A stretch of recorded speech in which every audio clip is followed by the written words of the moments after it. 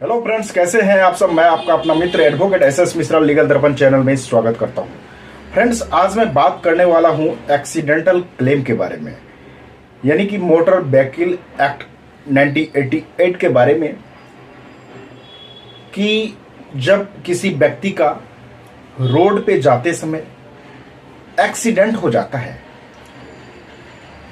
किसी गाड़ी से उसका एक्सीडेंट हुआ, तो एक्सीडेंट होने के बाद उनको क्लेम लेने के लिए कहाँ पे केस फाइल करना चाहिए, कौन व्यक्ति केस फाइल कर सकता है, कितना उनको मुआवजा मिलेगा, कंपनसेशन मिलेगा, क्लेम मिल सकता है, क्लेम लेने के लिए क्या क्या डॉक्यूमेंट होना चाहिए। सबसे पहले जब एक्सीडेंट होता है तो एक्सीडेंट होने के बाद उनको सबसे पहला कौन सा कदम उठाना चाहिए, कौन सा स्टेप लेना चाहिए, इन सभी के बारे में एक एक करके बात करूंगा। तो इसे जानने के लिए वीडियो को लास्ट तक देखें, और वीडियो देखने के बाद अच्छा लगे तो हर बार की तरह इस बार भी एक ही रिक्वेस्ट है कि चैनल को ज़्यादा से ज़्यादा सब्सक्राइब, लाइक और शेयर करें। तो आइए फ्रेंड्स जानते हैं। फ्रेंड्स, रोड पे आजकल बहुत भीड़ भाड़ रहता है, ट्रैफिक बहुत ज़्यादा रहता है। ऐसे में सबको अपनी जल्दीबाजी की लगी रहती है।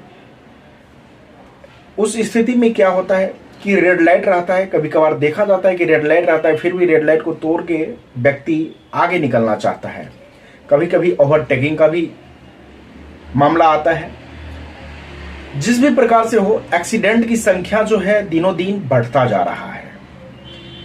ऐसे में जिस व्यक्ति का एक्सीडेंट होता है उस व्यक्ति को सबसे पहले क्या करना चाहिए कि घटना पर से ही उनको पुलिस को कॉल करना चाहिए और अपना एफआईआर लॉन्च करवाना चाहिए। यदि उस व्यक्ति को घटना पे ही डेथ हो जाता है तो उस समय वहां पे उपस्थित कोई अन्य व्यक्ति भी पुलिस ऑफिसर को कॉल करके और फिर वहां पे बुला सकते हैं। फिर पुलिस ऑफिसर के द्वारा उस अनजान व्यक्ति के परिजन का पता लगाया जाता है और फिर एफआईआर वो लिखते हैं। एफआईआर जो व्यक्ति का एक्सीडेंट हुआ है, जिस व्यक्ति का, वह व्यक्ति भी लिखा सकता है यदि वो जिंदा है तो, या फिर नहीं तो उनके जो परिजन हैं वो भी एफआईआर लिखवा सकते हैं। तो सबसे पहले कोई भी रोड पे एक्सीडेंट होता है तो उसका एफआईआर लिखवाना जरूरी है। एफआईआर के लिए गाड़ी का नंबर होना चाहिए। कभी कभार एक्सीडेंट होने के बाद गाड़ी वाले जो होते हैं, जिस गाड़ी से एक्सीडेंट होता है, वह व्यक्ति भाग जाता है वहां से। गाड़ी का नंबर यदि उस स्थिति में आपको पता है तो एफआईआर लिखवाने में और गाड़ी के ऑनर का पता लगाने में सहूलियत होती है। आरडीओ से सब पता चल जाता है। लेकिन यदि आप गाड़ी का नंबर भी पता नहीं कर पाए तो उस स्थिति में थोड़ा डिफिकल्ट होता है, मुश्किल होता है गाड़ी वालों का पता लगाने में।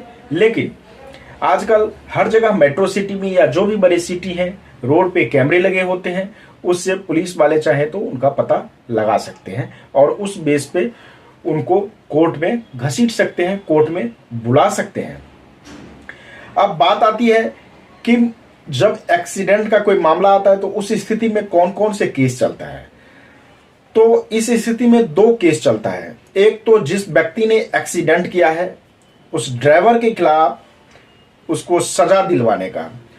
दूसरा केस होता है जो एमएससीडी क्लेम वाले कोर्ट होते हैं। मोटर व्हीकल एक्ट 1988 के अंतर्गत जो क्लेम वाले कोर्ट है, उस कोर्ट में क्लेम लेने के लिए केस फाइल करना पड़ता है। मोटर व्हीकल एक्ट 1988 के अंतर्गत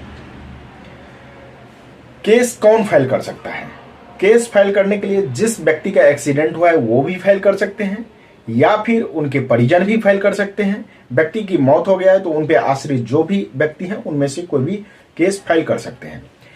केस फाइल करने के लिए उस व्यक्ति का आधार कार्ड होना चाहिए। जिसका मृत्यु हुआ है उसका डेथ सर्टिफिकेट है, डेथ सर्टिफिकेट होनी चाहिए। एफआईआर की कॉपी होनी चाहिए। क्लेम आपको लेना है तो क्लेम के लिए डार की यदि कॉपी पुलिस वाले फाइल करते हैं तो वो आपके पास होना चाहिए। उसके बिहाफ पे ही आप देखेंगे कि क्या उसमें घटना है, क्या क्या घटना हुआ है, कैसे हुआ, उसमें सारा डिटेल होता है। डार का पूरा नाम ही डिटेल एक्सीडेंटल रिपोर्ट होता है। एक्सीडेंट के बारे में पूरा डिटेल जानकारी उसमें लिखी हुई रहती है।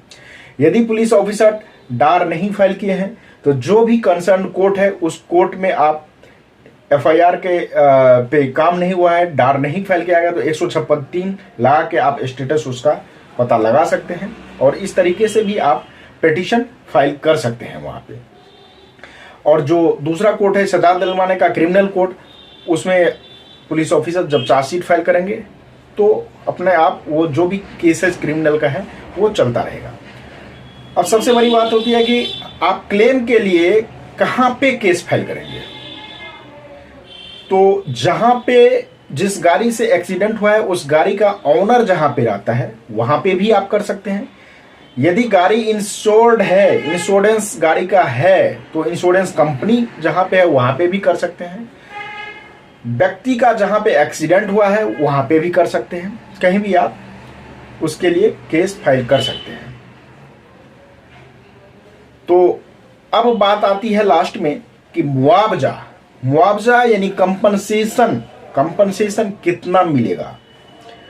यह डिपेंड करता है कि जिस व्यक्ति का एक्सीडेंट हुआ है उस व्यक्ति पर कितने आश्रित हैं व्यक्ति, उनके माता पिता हैं, उनकी वाइफ है, उनके बच्चे कितने हैं, जिस व्यक्ति का एक्सीडेंट हुआ उनका इनकम कितना था, उनके कितने एज थे, कितने दिन और वो जॉब कर सकते थे, इस एज से पता चलता है। इनकम कितना था, वो कितना कमाते थे, उनके बच्चे जो हैं वो कितने बड़े हैं, क्या है, ये सारा चीज़ देखा जाता है। वो MACT एक्ट जो है उसमें एक टेबल दिया गया है जिसमें पूरा बताया गया है, उसके अकॉर्डिंग आप क्लेम पा सकते हैं, क्लेम ले सकते हैं। नहीं तो ऐसे में कोई व्यक्ति मान लीजिए ज़्यादा से ज़्यादा क्लेम लेने के लिए ज़्यादा से ज़्यादा अमाउंट लिखते हैं तो उतना नहीं मिलता, क्लेम उस टेबल के अनुसार ही मिलता है और सिचुएशन घटना को देखते हुए मिलता है कि उन पे कितने व्यक्ति आश्रित थे, उनका इनकम कितना था, जिसका एक्सीडेंट हुआ है वह व्यक्ति यदि मौत हो जाते हैं उन व्यक्तियों का तो वो कितने दिन अभी जॉब कर सकते थे। तो सारा चीज़ों को देखते हुए क्लेम बनाया जाता है। तो फ्रेंड्स, आई होप कि आप लोगों को जानकारी अच्छा लगा होगा। यदि जानकारी अच्छा लगा है तो चैनल को सब्सक्राइब करना नहीं भूलिएगा और वीडियो को लाइक और शेयर करना नहीं भूलिएगा।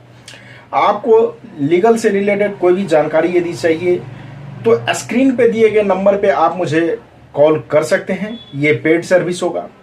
आज तक के लिए इतना ही, फिर मिलते हैं नेक्स्ट वीडियो में, तब तक के लिए धन्यवाद।